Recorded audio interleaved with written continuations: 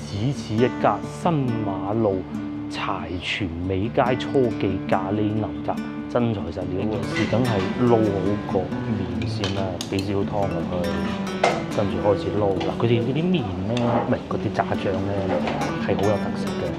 其實西關嘅雲吞應該係咁啊，早幾集都同大家講過啦，雲吞唔應該太大粒。間冇做好長一段時間，早半年到啦，大概啊，裝修過嘅。以前就喺呢個位上去㗎啦，依家就大家諗啦。各位觀眾早晨，我而家所在位置東華西路，咁今集影片咧就會喺呢度拍攝俾大家睇嘅。咁啊嗱，話説咁嘅。之前其實好多集之前，大概都半年之前啊，同大家介紹過。如果各位翻到嚟廣州遊玩嘅話，其實東山咧係一個不容錯過嘅地方。咁但係有個問題，大家要分清楚啊嚇，因為可能唔係好熟廣州地理位置。因為東山咧以前係個區嚟嘅，咁因為合併咗咧，就同越秀區合併咗啦。咁但係咧，其實東山喺我哋廣州人意義上嚟講咧，係一個區。其實嚴格上嚟講咧，係一個區域。咁咧呢一帶咧都叫東山。但凡有聽過東山少爺、西關小姐定東山小姐、西關少爺，我唔係好記得。總之都係咁嘅意思啊！即係講明咧，東山同埋西關咧兩個地方喺廣州嚟講係好重要嘅。咁但係如果你同我哋講話，我哋去東山玩啊，咁人哋當你傻嘅，因為咧以前喺我哋廣州人心裏邊咧，東山係一個好大嘅區別。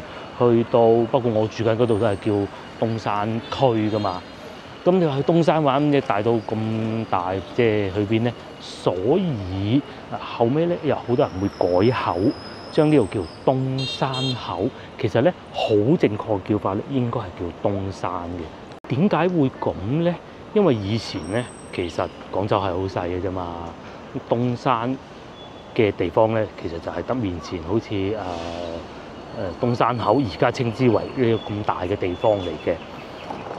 咁後尾因為城市擴張，你成日講我去東山買餸啊，咁人哋覺得你話你去晒啊，咁成個東山咁大，所以咧就慢慢將呢度稱之為東山口，就係咁解啦。咁當大家翻到嚟東山口呢邊遊玩完，睇過一啲古舊嘅建築物啦之後咧，其實咧你係可以去北京路嘅。正前方有個巴士215號215，我哋通常會叫做喺呢度坐車可以一路去到中山5路，正就係大馬站對面，即是廣衛路附近嗰個位置啦，好方便，好方便嘅。你行路都得嘅。其實如果去到天氣唔係太炎熱咧，我覺得行路係一個唔錯嘅選擇嚟嘅。如果當你行完東山口之後，咁啊，我要去北京路要行嘅，咁咧就從呢度開始，東華東路一路往東華西，一路行，咁係往西邊行嘅。上咧亦都會有好多美食。咁啊，東山呢邊嘅美食咧就唔同話我哋翻到去西關嗰啲嘅。其實西關慢慢咧都向呢個方向年輕化，既有傳統㗎啦，亦都有懷舊㗎啦。譬如話第一個就係對面嘅芬芳甜品，我哋早幾日咧咪去東華西sorry 唔係東華西啊，係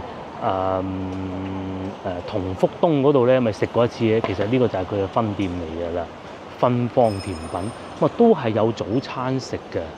然之後咧嗱又有竹升麵啦，前邊仲有一個做咗好多年嘅腸粉鋪添。酒店方面咧，呢度係有一個選擇，我推薦都係住翻好似面前呢一種嘅便捷式酒店啦，希岸啊。咁但係嗱好老實講啊，其實咁多間便捷酒店嚟，我哋相對唔係咁喜歡呢一間嘅。因為點解咧？佢哋過於新派嘅。咁但係有就得啦，係咪先？就係呢一個啦，中山醫東山口地鐵站希岸酒店，其實即係面前呢度啦嚇。咁啊，今晚嘅價格係411蚊，唔平㗎嚇。咁但係地理位置係極為優越啦。喺呢度一出嚟，如果你想睇下嗰啲民國建築物嘅咧，就喺呢度行過去係㗎啦。一路行，非常之近嘅。東山口美食最多嘅龜崗咧，就喺嗰度行過去啦，又係非常之近嘅。佢根本就喺龜崗上邊。之後我哋今日嘅行程咧係咁嘅，我咧就會一路往呢個方向行，然之後咧就向大家推薦下美食各方面啦。至於今日早餐咧食咩？而家8點半啱啱過咗，我係想食炸醬麵啊！咁咧喺前邊有一間小店，但係咧就啲連鎖式經營啊，但係咧又米芝蓮，咁又有觀眾話：哇，連鎖式米芝蓮唔食。咁但係其實佢啲炸醬麵係真好食嘅，即係我啊想食炸醬麵啫。但係各位觀眾如果翻到嚟時間就得啱嘅話咧，其實都仲有好多選擇㗎，亦都會有酒吧啦。嗱，對面就已經有一個酒吧啦，一大量嘅咖啡店啦。我極有理由相信咧，廣州嗰啲咖啡店咧，全部開晒喺呢條街東華西路，超多。裏面又有麻辣燙啦，不過我諗呢啲應該唔啱大家啦嚇。仲有如意竹升麵，呢個好似幾好喎。其實呢兩間都唔錯嘅，尤其右邊呢一間，我都食咗好多年。不過以前未裝修嘅時候，坐得就差啲咯，即係冇坐得咁舒服咯。但係確實係真係做咗好多年㗎啦嚇。呢度又有日料店啦，串燒套餐168係有咁多嘢食嘅。如果唔係休息中嘅話，如果今集影片係夜晚黑嚟拍嘅話咧，我諗我應該要試下先啦。係呢一種咧，喺居民樓下邊有好多小店嘅地方咯，係啊，好詩情畫意咁嘅佢哋生活得。對面有志美齋啊，亦都係開咗好多年嘅啦。咧隨便咧都可以睇到呢啲洋樓啊，房唔係洋樓啊，大家搞清楚先，唔係嗰種洋樓。或者之前曾經喺呢度食過一次，個老細咧係想幾點鐘就幾點鐘開門嘅。8月休息一下，9點鐘營業。嗱，而家未夠9點啊，唔開工。呢間都幾好嘅。以前咧仲坐喺門口食嘅，不過而家可能俾人停滿車，又或者個老細未開門啦嚇。我好中意佢哋啲美式咖啡嘅，係啊，有早餐食喎。同埋再往長少少，我唔知而家仲有冇做啊嚇。當時我曾經拍攝過一集影片咧，就係啱先我經過嗰間鋪頭咧，有觀眾都話前邊有間餐廳咧。係唔知邊間5星級酒店個西廚過嚟呢度做嘅，以前係幫人打工，依家就自己做老闆嗰種咯。我梗係嚟得太早，我亦都未必會飲啊。但係呢度好多好似面前呢種小店，呢啲係牛油果嘅飲品啦。東山口我最健康，呢啲咁得意嘅酒吧啦，呢啲應該係精釀啤酒嚟嘅。咁但係佢咧就打扮到唔似係一間賣酒嘅地方咯，同埋佢叫土狗照相館，但係咧裏邊係有好多貓咪嘅相。呢個咧仲係嗰個書包咧，咪有擺個貓咪喺裏邊嘅，應該就係嗰樣嘢嚟嘅啦。啱行就會發覺更多，突然間又會見到一間裝修五金店啦，又或者一路行咧又會見到賣衫嘅鋪頭啦。除咗咖啡店以外咧，其實有好多賣衫嘅鋪頭嘅，正如對面啦。只不過對於此度我並不太熟悉嘅，上一集都講過啦。如果你喜歡嘅話咧，喺呢度都係會有好多茶餐廳嘅嚇。我所知道嘅起碼有3間咯。好多鋪頭咧，企喺門口咧係完全唔知道佢做咩生意嚇。呢個叫 TikTok。咁得意個名，應該都係飲嘢㗎啦。咁隔離咧又有一間賣衫㗎咯，係啊，嗰啲後生仔嘅嘢，我是不懂的。咧好似呢啲門面咁殘咁舊嘅咧，呢個應該係飲咖啡嘅我估。有意麵食咁嘅喎，50零蚊，咖啡肯定有㗎啦。美式20蚊，熱嘅凍嘅22。都唔平啦，但係睇上去好似好正宗。左上角拿不勒斯即係拿波利啊，小章魚就係裝修到好似一個廢墟咁啊！啲叫工業風，唔知啊。再嚟啊，行幾步又有一間，不過又係休息中飲咖啡嘅應該。嚟對面啊，呢個叫做澳門阿婆井，係咪阿婆井係一個地方嚟嘅咧？過嚟睇下先，呢個勁喎。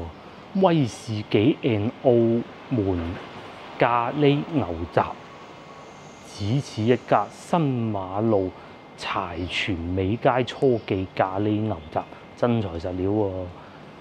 咁睇嚟，哦呢度有個套餐嘅，哇賣到60蚊，係會有應該係2杯飲品，一份牛雜，即係貨2個人食㗎啦。下次試下先，不過唔知點鐘開門，哇12點先開門，應該係吧？呢度有間呢個應該係賣缽仔糕嘅，冇錯啦，淨係一個咁樣嘅門面賣缽仔糕。咁各位觀眾咧，如果你係即係睇我影片咧，成日會覺得啱咪好多都係講好古舊嘅東西，其實唔係嘅。廣州咧，其實好多新派嘢，好似呢啲咁樣嘢。嗰啲太新派咧，我哋唔識，費事獻醜咁解嘅啫。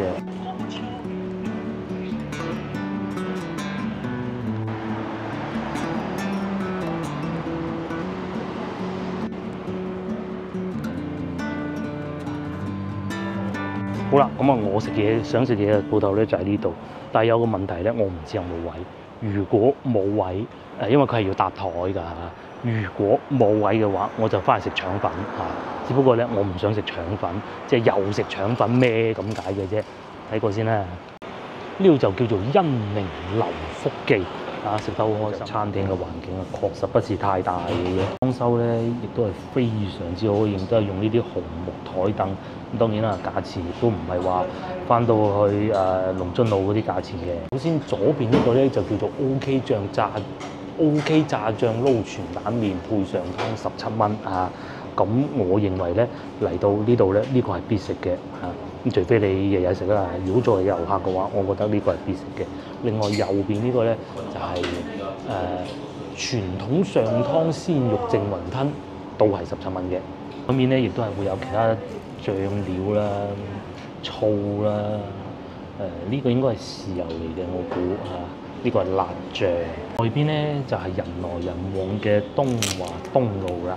我不得不提咧，就係正如先頭所講啊，佢哋攞個我見到有3塊米芝蓮牌嘅。第一件事梗係撈好個麵先啦，俾少湯落去，跟住開始撈。嗱，佢哋嗰啲麵咧，唔係嗰啲炸醬咧，係好有特色嘅。下邊咧係會有啲油喺度啦。咁佢應該炒嘅時候咧係炒得比較徹底吧。最好食咧就係嗰啲油同埋麵撈埋嗰種感覺咯。冇記錯喺文明路好似都有佢哋分店，同埋喺西環路都有佢哋分店嘅。我老婆咧其實係一個好中意食炸醬麵嘅人嚟嘅，不過我未帶佢嚟呢度食過咯。咁啊，我覺得 OK 嘅，我係好怕佢嗰啲咧食完咧又話哎呀好難食啊咁樣米芝蓮啊，我唔去嘅咁。但明明咧琴日去堅記咧日佢話去，跟住咧仲同我講你睇嗰度有6塊牌嘅咁樣。不過呢度都唔嘢少，有3塊，同埋咧係會有遊客嘅，但係咧又會有本地人喺呢度食嘅。麵咧係呢一種銀絲幼麵嚟嘅，同埋咧係都幾爽口嘅。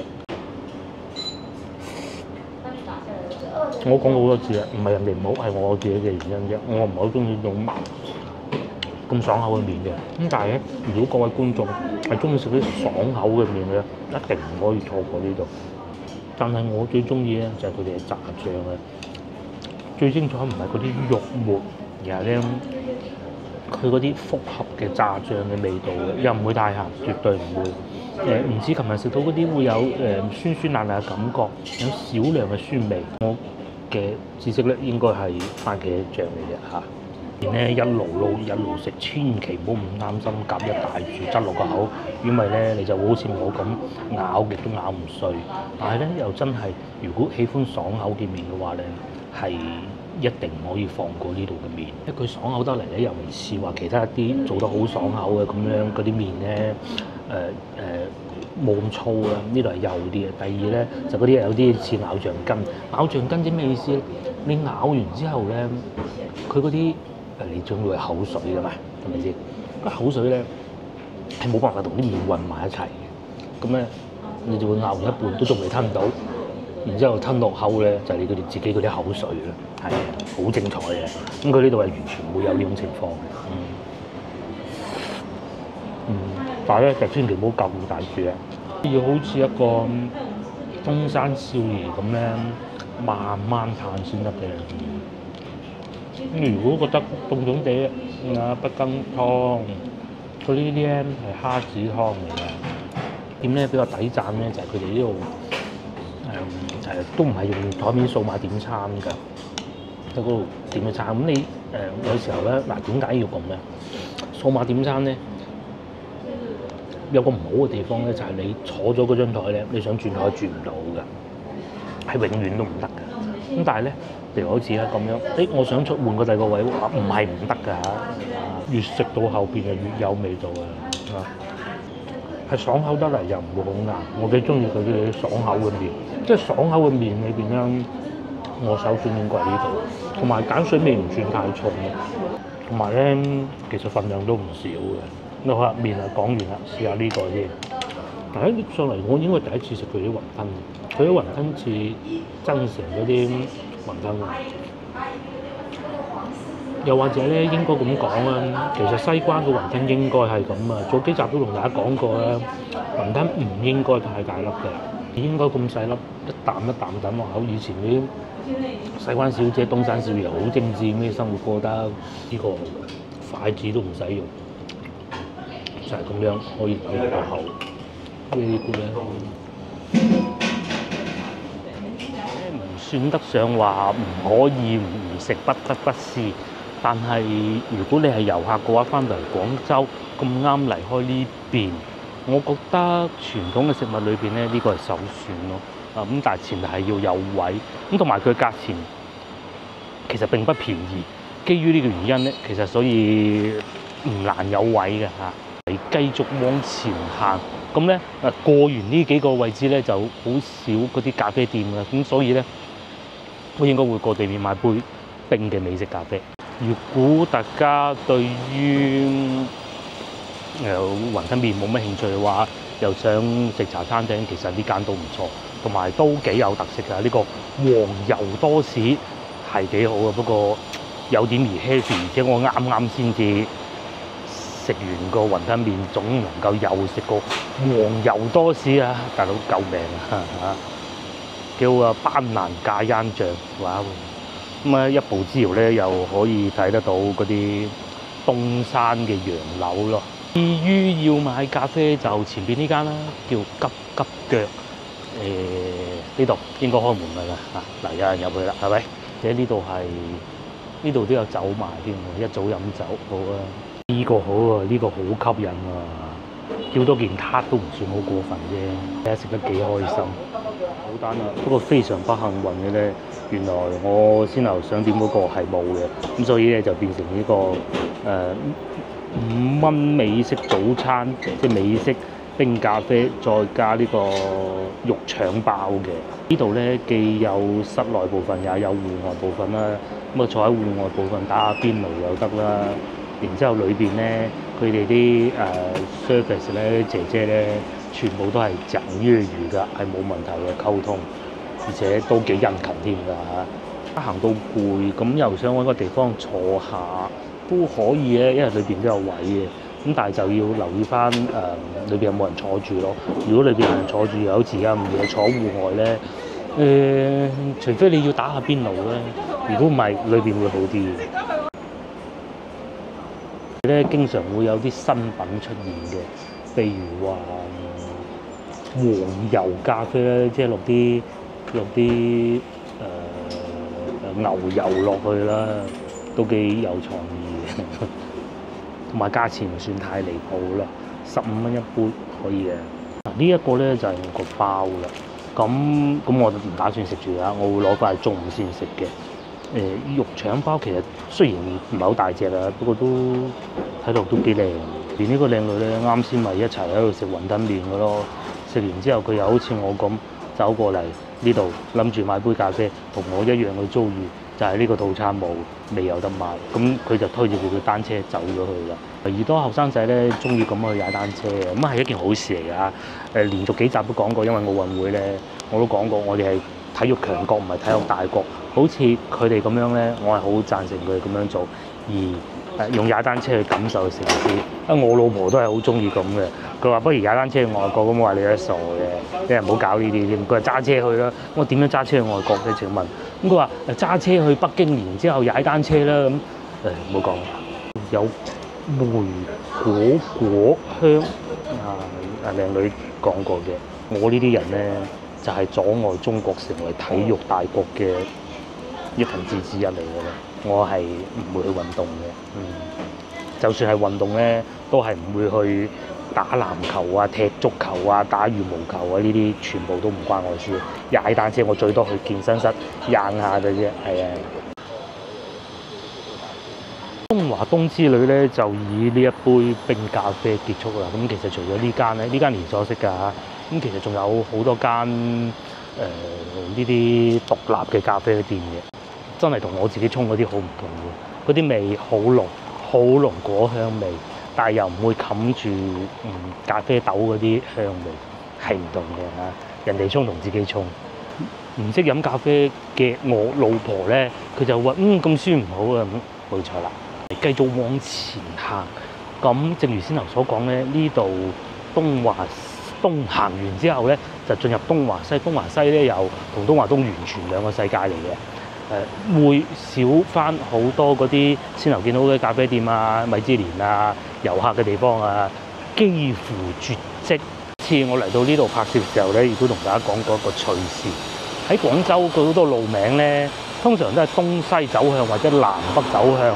譬如話龍津東路、龍津西路，咁可能有啲會有中嚇，譬如話東風東路、東風中路、東風西路，又或者南北走向，譬如話先烈南路，有冇先烈北咧？我唔知啊嚇。但係咧，東華西呢度咧好有趣嘅，有東華東、東華南、東華北同埋東華西嘅，係啊，呢個方向過去好似就係東華南咯，方向過去就好似係東華北嘅，咁喺呢個方向過去咧，一直行，但係當然我唔推薦大家用行嘅方式啊，係可以去得到東山口咯。如果大家真係要去東山口咧，呢個方向係會方便好多好多。就假設一個行程啦，因為東山口咧係屬於地鐵1號線嘅。咁假如你喺黃沙，你喺西關，譬如話我琴日影片結束嘅時候，咪翻到去長壽路地鐵站嘅，坐地鐵一路去到東山口行完，咁如果你住酒店，你就入住嗰個酒店啦。地鐵站去嗰個酒店並不太遠，行得幾舒服㗎。然之後喺東華，好似我之後咁行啦，睇下啲舊屋啊，飲下咖啡啊，食下雲吞麵啊，食下西餐啊咁。然之後咧，好老實講，行到嚟呢度夠啦。遊客嘅你嚟到呢度咧，就已經足夠㗎啦，亦都唔需要再往前行，除非你係好中意啊，要 city walk 要行嘅，要睇嘅。如果唔係後邊咧冇乜遊客嘅嘢嘅啫，反而咧一路行穿過咗呢邊咧，穿過咗呢條路都幾遠㗎嚇，去到近翻三角市嗰邊咧就開始多翻啲嘢睇嘅。好啦，呢塊路牌寫住東華北路，咁就證到咧東華咧係有東南西北路嘅，喺廣州絕無僅有，我就諗唔到出第二條咯。我屋企嗰度都算其中一個，有淘金西、淘金北、淘金東，但係好似冇淘金南嘅，但係有東南西，唔係東西北冇南咯。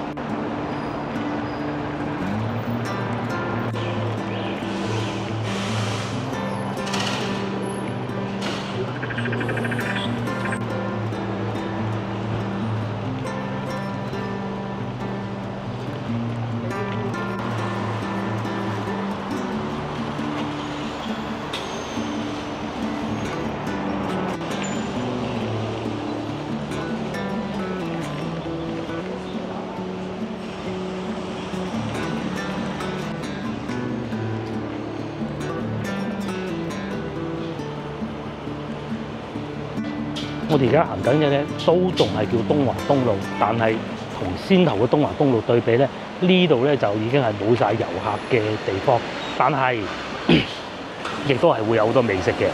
咁呢一段我諗大家應該唔會中意，後邊少少會多啲咯，有糖水啦，有牛火鍋啦，好多好多。之後呢度咧就係我哋東山區人啊嘅一個童年回憶啊，都唔知算唔算啊？因為咧即係雖然我喺越秀區長大，但唔知點解咧，就係因為我11歲就搬咗而家住嗰度，嗰度屬於東山區嘅，咁所以咧我做身份證啊、護照可以而家唔使以前要嘅，都係要嚟呢度做嘅。廣州市公安局越秀區第2綜合辦證大廳，身份證唔見咗都好似係要嚟呢度做㗎。揸住自己本戶口簿，咁戶口簿都係要嘅。咁喺呢度咧又可以簽注咯。護照唔需要喺呢度做，係廣州市任何一個地方都得。但係身份證好似係要。咁然之後接住繼續行咧，咁呢度好多居民喺前邊呢度有嗰個飯字嗰度咧。嗰度又係其中一間咧喺廣州咧食碟頭飯啊，又平又靚嘅餐廳嚟嘅。咁啊，成個行程咧都係圍繞跟住呢部古天樂嘅215巴士行㗎。咁啊，行到任何一段咧，你覺得我好攰啦，即係如果你大方向咧係去往北京路嘅話咧，你去到任何一段咧，你都可以停低佢，就上呢個巴士咁就得㗎啦。咁啊，最尾咧，佢係可以去到鵝掌灘大家應該未必會去啦。廣醫嗰邊啦，係啊。咧有一段時間應該係我女差唔多出世嘅時候啊，咁嗰陣咧我要進修啊，我要考本科啊，咁啊，我啲人讀書渣啊，梗係都係夜校去讀嘅啫。咁當時咧就咁巧又撞正屋企裝修，我哋住咗阿婆屋企，阿婆咧就住喺同德圍嘅環教啊。咁然之後咧，就喺嗰度行過去坐215巴士翻嚟阿婆度，哇！好精彩啊嗰一段時間。不過後生勝在。咁啊，再嚟，如果你哋要翻去長壽路，你又唔想坐地鐵嘅話咧，其實可以坐3號巴士，同先頭215係同一個站嘅。好推薦大家坐巴士嘅，即係點解咧？喺啲老城區個巴士唔會去得好快嘅，咁你係可以，喂，我真係行唔到啊！但係又想睇喎，咁點辦咧？坐喺巴士，因為而家巴士咧唔似以前冇位坐，而家好多時候都係有位坐嘅。咁你坐咗上去，你咪慢慢兜咯，係咪先？睇下個廣州變成點？呢個係一個好嘅方案嚟嘅，2蚊人民幣。3號車咁啊行勻晒成個老廣州啊！東山口即係先頭我哋出嚟嗰度啦，三角市、文明路、大南路東昇醫院，呢全部都係你哋中意去嘅地方啦。最尾仲翻返去多寶路，即係粵劇博物館添，哇正到爆啊！不過就唔好去二方總站咯，嗰度冇乜人嘅啫。我哋心急咁啊，梗係唔坐巴士啦，慢慢塞咩？但係如果遊客嘅話咧，如果真係唔趕時間，我係好推薦大家坐下巴士，慢慢睇，慢慢睇下個廣州城係點咧。而且咧，有時候可能個視覺高啲啊，睇到嘅嘢咧唔同㗎。咁你又可以睇下上邊嗰啲舊屋咧，啲舊屋幾舊，全程咧好似睇騎樓之類咁，好正啊！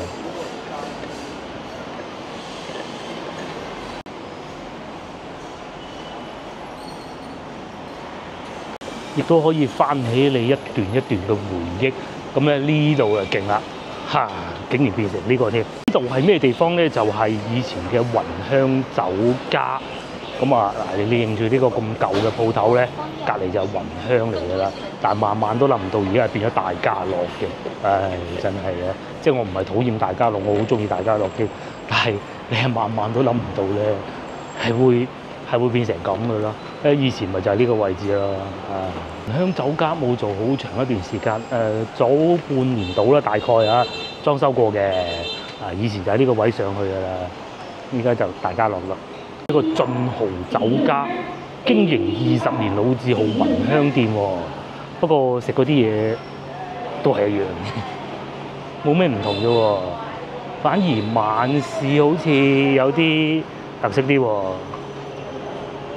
網燒飛牌肉，跟住蒙古大洋蟹可以啊，跟住隔離呢度係美心咯。真係萬萬都諗唔到。睇下郭天王個靚仔樣啦，又可以賣下月餅啦。而家開始有月餅賣㗎啦，中秋節嘛，佢哋1年之中買月餅都夠啦。哇，迷你冰皮150蚊3盒啊！少講，我哋繼續行下斜對面東川路小學呢一條咧，就東川路。當時我就係東川路讀我嘅夜校㗎啦，進修。鏡頭去正前方行過，而家整好路啦。早排經過。仲喺度整緊路㗎，咁咧就過去海印咁啊，但係而家海印咧就同以前唔同啊，以前啊賣電器車水馬龍咧，依家個個上網買，冇人喺嗰度買電器嘅啦。然之後喺東村路呢個方向一直往前行轉左，咁咧就可以去得到烈士陵園嘅。咁啊，烈士陵園咧其實就喺呢鏡頭正前方呢個方向過去。中華廣場咁啊有大商場，又係地鐵1號線咁啦。咁啊都值得一去嘅，但係同以前對比，因為可能商場越嚟越多。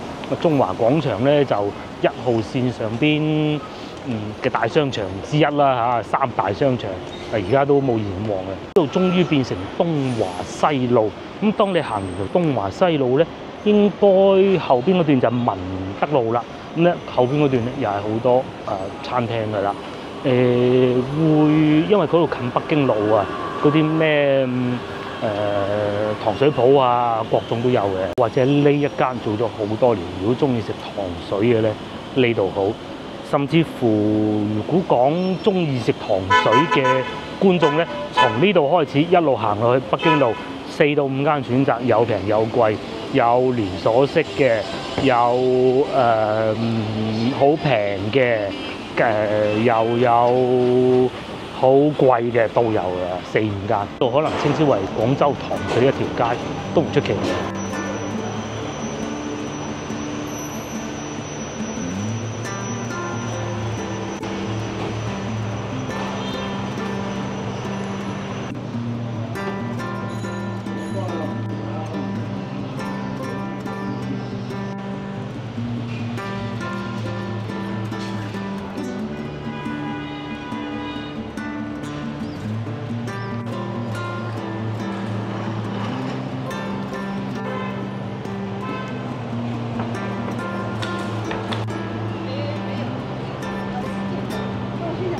穿過一小段之後咧，就嚟到呢個前邊睇到少少牛腩粉嗰個位置咧，一路行過去就可以去得到廣東省體育場，即係一個叫較場西嘅啦，省體場。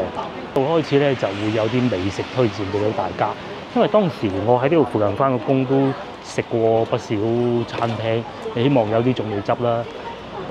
第一個斜對面嗰個牛肚粉隔離嗰間係唔錯嘅，當時食過清平世家佢叫做，咁啊應該食雞嚇係唔錯嘅嚇。仲有呢個喜鍋潮汕牛肉火鍋，當時我都同同事食過，往前20米嘅啫啊，呢度寫住，因為先頭嗰度太窄影唔到啊。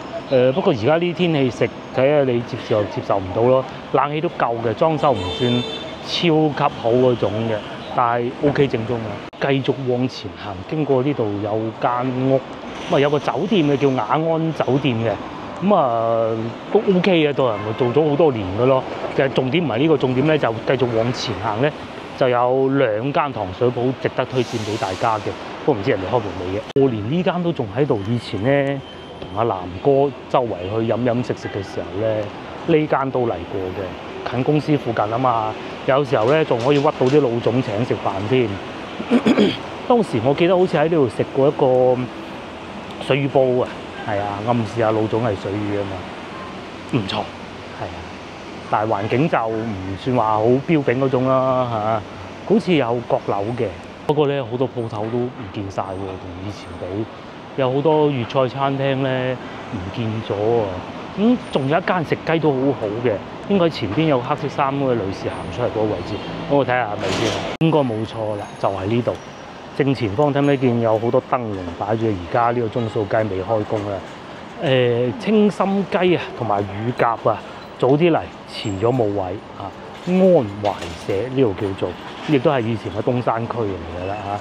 所以咧見到嗰啲屋咧嗱咁樣嘅，就唔似話翻去西關嗰啲好窄嘅路咯。我講嘅糖水鋪就係呢度，咁啊變晒味啦已經。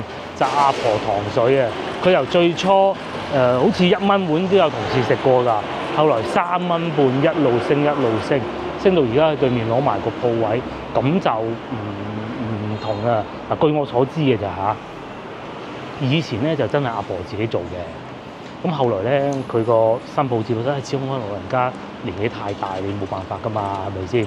咁同埋好老實講啊，買得太平真係好似做慈善咁，同埋喺自己屋企做咧，不是太好嘅，有啲法例啊、消防啊或者食嘅環境啊冇咁好啦嚇，所以咧喺對面就開咗間鋪啦。咁而家係10蚊一碗，10蚊都唔貴，不過就唔同話以前喺公司做下嘢，啲同事走落嚟買一碗嗰種感覺咯。呢度入去較剪行，一路行就可以行翻到去中華廣場噶啦。以前成日喺度行嘅。以前咧阿婆糖水鋪咧，咪就喺前邊咯，蘭州拉麵隔離嗰個位置，我喺呢個位啦。可能阿婆都仲喺度住嘅，跟住攞對面係咪？千字對面了，阿婆婆就繼續喺度住吧應該。好咁啊！如果唔食嗰間咧，呢度應該仲有吧？哦，都冇埋咯，真不幸。哇！咁難做咩糖水鋪？唔係啩？嗱喺以前咧喺呢個位置啊，有仲喺度係桂花甜品，又喺呢條街咧糖水鋪之中咧，佢啊真係算平㗎啦。呢個雙皮奶、薑撞奶、炒奶糊。咁佢嘅價錢係，因為佢有套餐㗎，有綠豆沙7蚊，佢有套餐，佢唔係呢個價錢㗎。佢俾張單你咁，然之後要3份嘅套餐、2份套餐，咁啊會平啲㗎，係啊。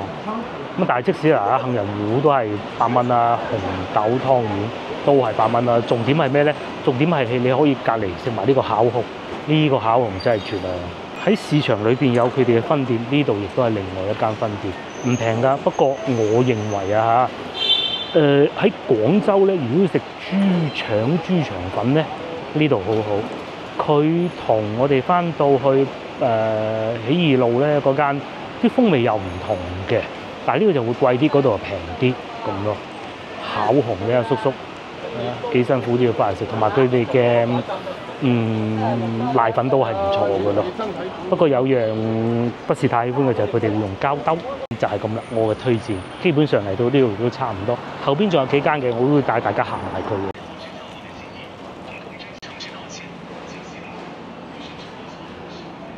對呢度嘅認知咧，仲停留喺差唔多10年前啊！當時仲叫阿文英嚟呢度，即係我個出納啊，一個大我12年嘅姐姐，咁咧就過嚟呢度買祛濕茶咯，就係對面啦。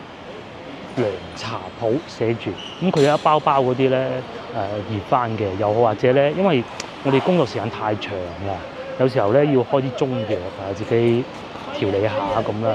咁啊點辦咧？開完中藥，因為而家啲中藥咧好勁㗎，你可以叫佢幫你煲埋㗎。佢哋有啲好先進嘅儀器煲，就唔似以前咁樣哨牙酥啊師傅。黃飛鴻師傅哨牙酥睇火啊，就唔使嘅，好先進嘅。咁佢幫你煲埋，煲完之後咧就入落個袋咧就可以攞翻去攞個浸住咁樣嚟飲嘅。咁啊全部都係回憶啦。再往前行三角線，